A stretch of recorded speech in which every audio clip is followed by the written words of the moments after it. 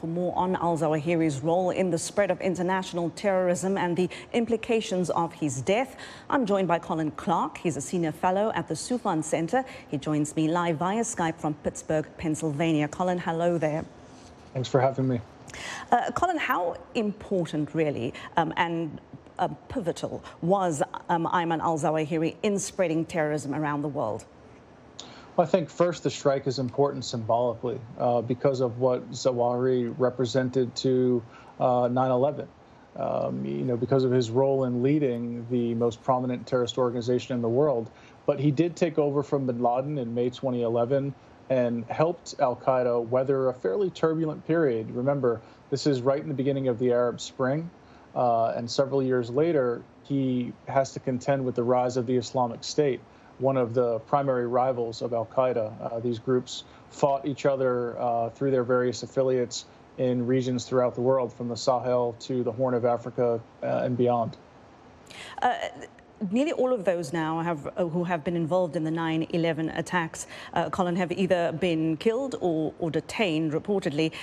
Is Al-Zawahiri's death one of the final nails in the coffin for Al-Qaida? I mean, they're still pretty strong in the Middle East and in parts of Africa.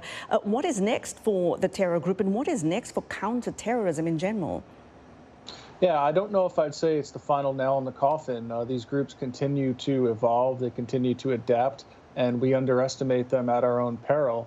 Someone else will ascend to the emir of Al-Qaida, whether a veteran jihadist like Saif al-Adil, a fellow Egyptian, or someone new. And I think we could very well see Al-Qaida look to, its bench, so to speak, to find someone younger, someone more charismatic, and someone that's thought to appeal to the younger generation of potential jihadist recruits. You have to remember the Islamic State really eclipsed Al-Qaida in 2014 and kind of became the top dog in the global jihadist universe. Al-Qaida now sees an opportunity with safe haven in Afghanistan to reverse that course. He was, of course, killed in Kabul, Afghanistan. The U.S. Secretary of State Antony Blinken said that the fact that he was in Afghanistan is a gross violation of the Doha Agreement. Briefly tell us what was in that agreement, and how does the U.S. now, the U.S. government, deal with the Taliban going forward? Well, the agreement, or one of the provisions in the agreement, simply stipulated that the Taliban had to sever ties with all international terrorist groups, primarily Al-Qaida, and we know that that hasn't happened. Few counterterrorism analysts or scholars took the Taliban at their word. I think they negotiated the Doha Agreement in bad faith, and so, I certainly wasn't surprised to hear that Zawahiri was in Kabul and had maintained close intertwined links with not only the Taliban, but the Haqqani networks. Put simply, the Taliban can't be trusted, shouldn't be trusted, and it is a real dilemma for the United States, because how do you negotiate with a group that you know is constantly lying? Of course, there are people in Africa, across Africa, who were victims of the bombings, and there's a sigh of relief today. Do you think this brings some sense of closure for at least some victims of some of the terror attacks we've seen in over the decades?